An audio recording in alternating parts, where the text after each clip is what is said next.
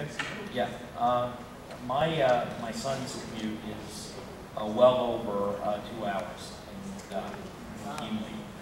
And I think you gave a good next steps. I understand I should talk to the folks over there and give them the information. We've talked with the office before, and I'm just wondering what's an effective way to, I mean, you know, I guess pursue. You hear about the specifics of the lack of safety, but there is this, so there's a problem that it takes us a long time to resolve problem bus routes. And, and there's a question of what should we do and how can we keep fixing it. We are trying to improve our systems, we're trying to hire additional staff, we're trying to reorganize in a way that we can try to address problems quicker. Unfortunately, it is sort of hand-to-hand piecework for us, fixing routes or routing 60,000 children. And when a third of those children change their routing in October, and we have to reroute all of them while the buses are still running, it is an enormous amount of work. I know that's not a satisfying answer. So we are, well, unfortunately, that's the reality of what's happening. So we do track every single complaint. We track to see when they're resolved. We go back and look at the resolutions of them. We look and see which routes have multiple complaints or which complaints reopen. And that's how we get to these problems. What I would advise if things aren't happening fast enough is that you continue to call. We have James Hedge, Thomas Phillette, and Evelyn Bruni, sorry.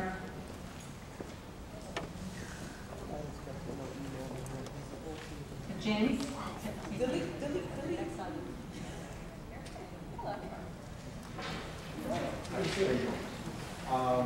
One of the serious problems that I think... Well, so I guess he's speaking to the mic. One of the problems that's pretty serious that occurs every year is the Department of Ed cutting between 300 and 500 routes to start the school year. Huh. And then loading up the buses all run late. The parents are angry with the drivers and the escorts because the buses are running late, and they usually within 6 to 8 weeks, 95% of those routes are added back in. And it seems counterproductive to start in the hole for all that time, and nobody's happy, and then, there's really no catching up once that happens. And then also that a lot of parents don't understand is that school bus drivers are mandated to follow the route exactly as it's written. And if they deviate from the route, they're violated, and the violation is anywhere between $200 and $700, which they end up paying. And I know because I do disciplinary hearings. You have 30 seconds. Okay. And we just feel that it's put us in a hole from the start.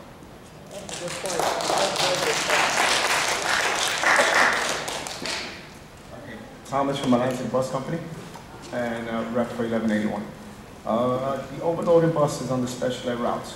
The drivers are told, if you don't have room on the bus, go by the stop anyway.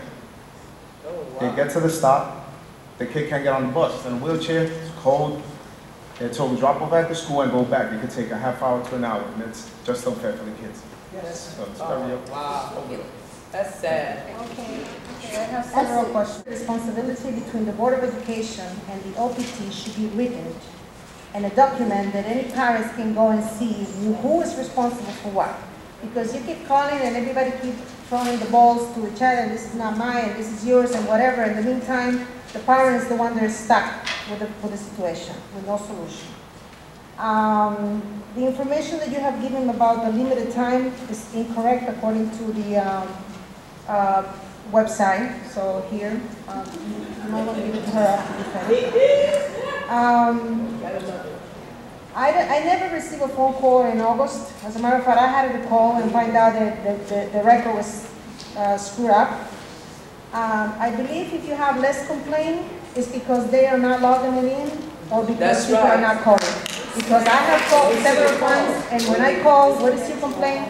There's no complaint. Or if they log in a complaint, they don't log in the information why you complained for, which is, very aggravating. And then the last thing is that the customer service should be trained a little bit better, because I'm sorry that you have to come here and show your face and be responsible for all the other things that other people do, but we have, you know, you are the one who's responsible to us.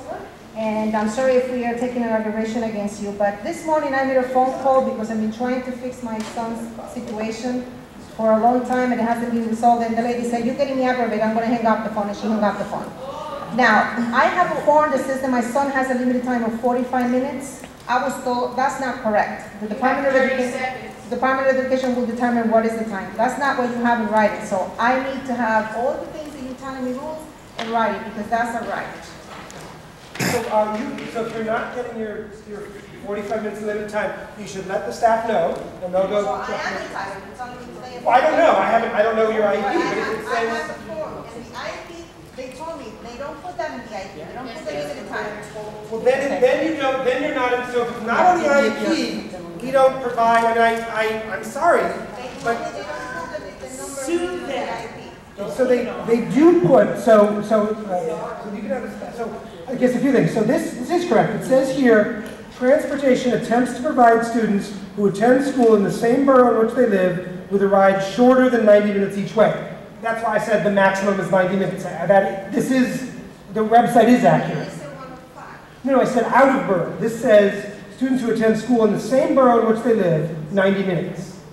But that's for regular children, not for limited time children. So the limited time children is 60 minutes in borough and 90 minutes out of borough. Unless the doctor says something else. Right. Well, actually, it's not the doctor. I guess you're right. It's the IEP. Technically, it's the IEP. So it is the limited time. You should go tell the people over there your ID number so we can fix your route. But just we'll give you extra special attention. Okay. So well, I guess you had a question about the time. So I think the time there is correct. The issue about the time on the IEP, if the limited time is not on the IEP, then we don't bus to it. I mean, I was told they couldn't put it in. Okay, well they can put it in. Lots of other people have it on their IEP. So again, we don't do the IEPs. Okay, so you can go over and see the people from the CSE, and they'll help you with that.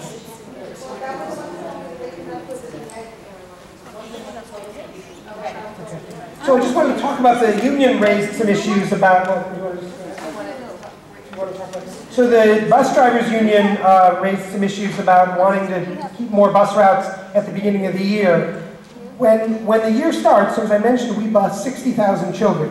When the year starts, we've only got 50,000 children registered for busing. We don't need, I don't know, Jimmy, where you are, but we don't need, you still here? Oh, I went, they left. Well, anyway, the problem is that we don't need those buses because we have, what is it, one-sixth fewer children on the file. So we frankly don't need the buses until more children register. That's why we add buses, because children get added to the file, and then we create bus routes for them. And then Jimmy also raised the issue about the driver not being able to do the route the way he or she sees fit. So That's true. you're right. So we route the buses, and the drivers are supposed to drive the route as OPT tells them. And certainly, and this happens all the time, the drivers will let us know that they think a route should be done a different way, and we look at that. And of course, if it makes more sense, they're on the ground, we change the route. But the responsible way to run the busing system is to make sure that OPT knows where the bus is going at each stop. We don't want the drivers just picking the route in the way they want to, because the drivers might not know about children's limited travel time, they might not know about other situations, and also, we might not know if there's an accident, which children have been dropped off and which ones haven't. And then finally, the other gentleman from the union raised this issue about overcrowded buses, so that is something that we check for. Buses might become overcrowded. I don't think that happens very often, but certainly the bus companies have a way to let us know about that, and we fix those situations. That's not appropriate for that to happen. Wait, did you sign in to speak? Oh, you already spoke, okay. I was just trying to ask a question. Why don't you have... You know what, we have to... All right. Hi. This is an email sent to me on behalf of a parent that I represent. Her name is Melody Walton. Her daughter is Erica Raza, and she travels with an OT tank. And it has to do with overcrowded bus. I'm going to give them the route information and all the particulars, but I'd like to ask you, what is the time frame in which you think is really appropriate to resolve these situations? Because I think that this is a situation that's been going on since September. And I think anything beyond 2 weeks for a child with special needs is horrendous. Right. So we don't really want to hear the apology. We want to see you more often in a public forum. And I can assure you that if this were on a Saturday in a town hall setting, the room would be full. And I think you have to provide childcare and transportation so the parents can get here with these kids. Right. I'm lucky I have a babysitter. I have a 30-year-old that looks out for a 10-year-old sister. But I'm going to tell you, in my life, first of all, we have a 7 a.m. pickup. A week later, it's 7:35. A week later, it's 7:15. Nowhere, let alone special needs, can adapt to this. These changes that you keep talking about. If you have been doing this job for several years, and you know that in September you have 50,000, but in 2 weeks you're going to have 60,000, I wouldn't wait for the 10,000 more to show up. I would have a plan B. Some of the stuff that you're telling us is insulting. Because when you tell us you're sorry for what we're going through, it does nothing. For a parent who has to get the kid up at 6 o'clock and 6:30 because you don't want to get them up too early. This back and forth, this changing the routes. Did you ever ask the bus drivers how to get it done? Because I'm going to tell you something. The people that drive the bus probably have a better idea on how it works. The people that sit in an office are usually clueless as to the day-to-day things that really need to happen. You have 30 seconds. I don't need 30 more seconds because everybody here is on the same page. We want better time limits on how to resolve these problems. And we want to see you more often because I'm not sorry for you. You get paid for it, right?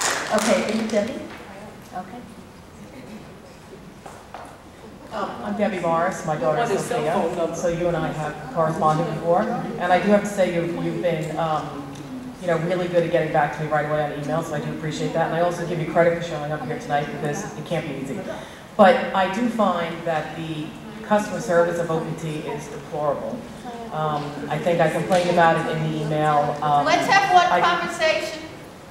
I can't even remember how many complaints I've had to make. I never got a call in August, that's besides the point. Clearly with the bus routing, it would appear to me that OPT has never heard of MapQuest because sometimes they're routing kids in all different directions, which really don't make sense. So I think that's very problematic. And then for the DOE, who I'm going to go next, the whole medical coding thing, I don't understand why it takes weeks. I don't understand why there's a doctor there half a day a week who looks at 1 million cases. And, it's kind of the same thing in Gerard Donegan's office to get a call back. So, clearly I think the parents, do deserve a little bit more respect because we do view it as a lack of respect. I know your job is hard, but as the woman before me just said, really, if you know it's going to be 2 weeks later and you have that demand, you just plan for it. I mean, a lot of us work in corporate America, you plan for it. If you don't plan for it, you're out of business. So, you guys are still standing, but really, there's some major changes that have to be made.